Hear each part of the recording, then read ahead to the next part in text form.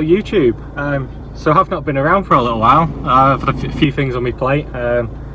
One thing being a recent addition of a little baby boy.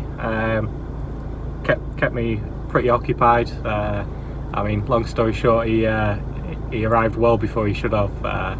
14 weeks to be precise. So he was a little £1.9 ouncer. So yeah, the car kind of went a bit on the back burner. Basically, in recent times, we had some oil leaks from front timing covers. So we've just literally right now picked up an M60 B40 engine, which was a parts engine from a guy in Leicester. I don't know what condition the heads or anything are in, but with the price of M60 B40 parts going through the roof and being quite rare now, I took the plunge and I've basically gone down and grabbed it. I guess when we get back to the unit, we'll whip the heads off, make sure that they're all good, and hopefully try and recoup some money.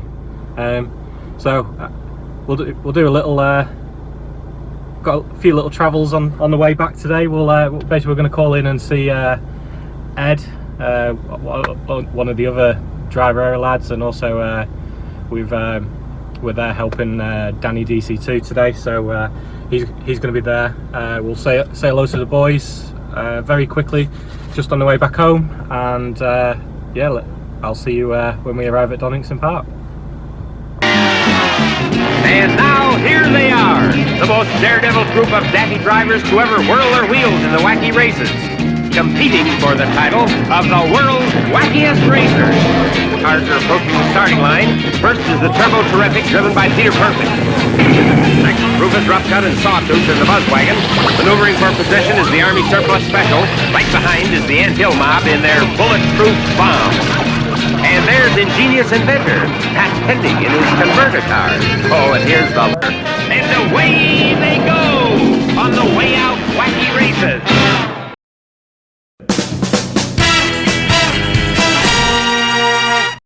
To provide exceptionally smooth driving, the Century is equipped with a 5-litre V-shaped 12-cylinder engine. Its refinement was mastered using advanced technologies to ensure the smooth performance typical of a V12 engine. The precision and quality of each component, together with its careful construction, enhance serenity.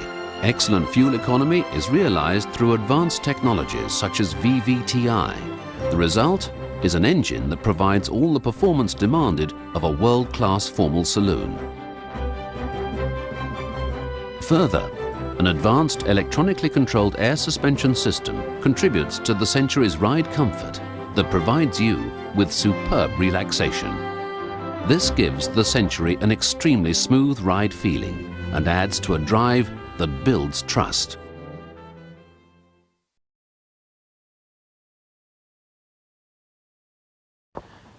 So here we are back at Leyland. There she is, in all her glory, all in bits. And there we have one M60 B40 as a parts engine. Just about to whip it out, put it on a stand, and then yeah, we'll see what's wrong with her.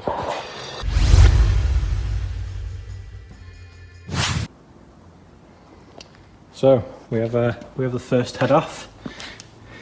Doesn't actually look terrible. I mean, there's a little something on there. I mean, we're gonna have to investigate and obviously try a few bits. The engine's basically been sat for quite a while in the guy's garage. I mean, the actual cylinders aren't actually in bad shape so far. I mean, there's a little bit of debris that's fallen in from the top. Obviously the engine's kind of been open a little bit, but covered up in his garage. But that's the key components that we're after. This double reeved chain setup for the M62 bottom end, and obviously the M60 heads. Head gasket, different again. I've been speaking to a guy called Thomas. Both of us kind of overlooked the fact that these bores are smaller than obviously the B44. So when you're doing an M60 B44, a hybrid engine, you need to cut the head gasket off around here, and then obviously this bit will sort of lock your timing chain covers together, and jobs are good, and or so I'm led to believe. We'll find out though, that's for sure. So I'm just about to take off head number 2, and hopefully we don't see any gremlins there either. But basically there was two cylinders down on compression on this engine, and I'm kind of hoping that potentially it was just down to a failed head gasket.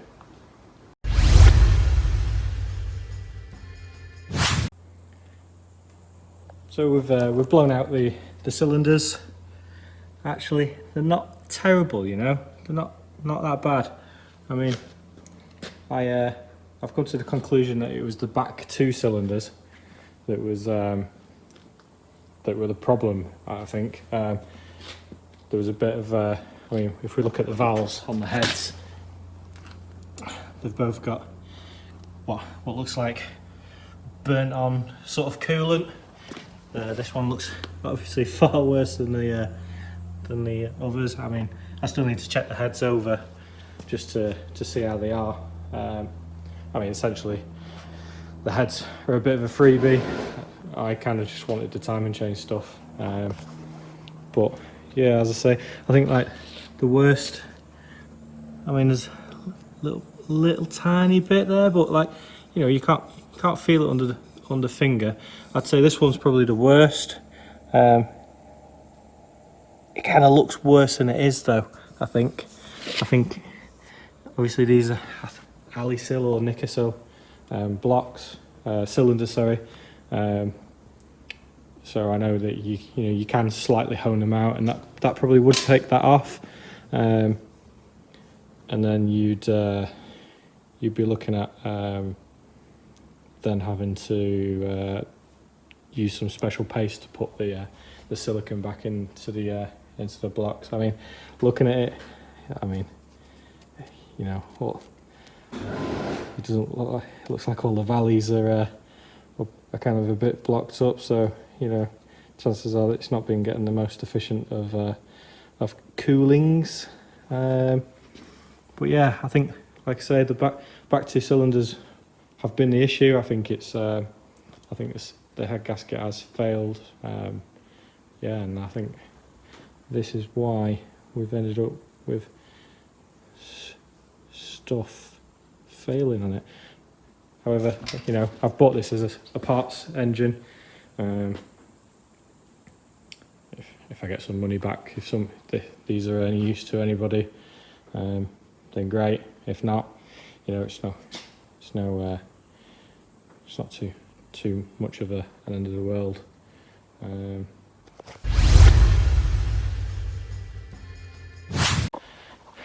So I guess that's we'll call that the day really for us. Next video you'll probably see me I'll start talking you through what I'm actually replacing on my my car itself to make all this work. There is some good information out there, but still I don't think anyone's really documented the full kind of a parts list essentially to making it work. It's something that myself and a lad called Thomas have discussed, in the fact that, you know, maybe it's going to be worthwhile actually documenting properly what you actually need, so you don't get the pain of what both myself and Thomas has gone through in spending money that essentially has been wasted or not even thought about because you just overlook things. So I guess yeah, not the most interesting of videos, I'm afraid. I'm going to get lynched if I don't get home, because obviously the baby's coming home tomorrow. So yeah, certainly wish us luck with that. I'm sure he'll feature somewhere along the lines, and who knows, if you're still watching in years to come, you might even be driving, who knows. So thanks for watching, and I'll see you in the next episode. Cheers.